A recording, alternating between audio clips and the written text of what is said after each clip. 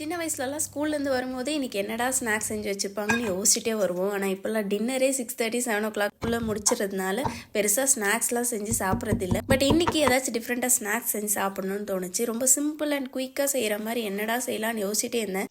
அப்போ தான் எங்கள் பாட்டி செய்கிற இனிப்பு போண்டா ஞாபகம் வந்துச்சு. நாங்கள் இதை வெல்லம் போண்டான் தான் செய்வோம். ஏன்னா கோதுமை மாவு வெல்லம் மட்டும்தான் இதோட மெயின் இன்க்ரீடியன்ட். இது கூடவே வாழைப்பழம் எள்ளெல்லாம் சேர்ப்பாங்க. வாழைப்பழம் நான் இன்றைக்கி சேர்க்கல. ரொம்ப சிம்பிளான ஒரு இனிப்பு போண்டா, கூடவே வந்துட்டு ஒரு பிளாக் டீ. இங்கே வின்டர் ஸ்டார்ட் ஆகிட்டதுனால நாங்கள் பெருசாக பால்கனிக்கெலாம் போகிறதில்ல இப்போலாம்.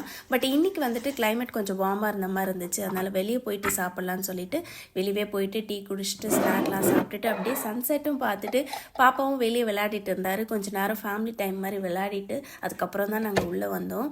ஸோ ரொம்ப நாள் கழித்து என்னோடய சைல்ட்ஹுட் டேஸ்க்கு போன மாதிரி ஞாபகம். இந்த மாதிரி நீங்கள் உங்கள் சின்ன வயசில் பண்ண விஷயத்தை ஏதாச்சும் மிஸ் பண்ணுறீங்களான்னு எனக்கு கமெண்ட்ஸில் சொல்லுங்கள்.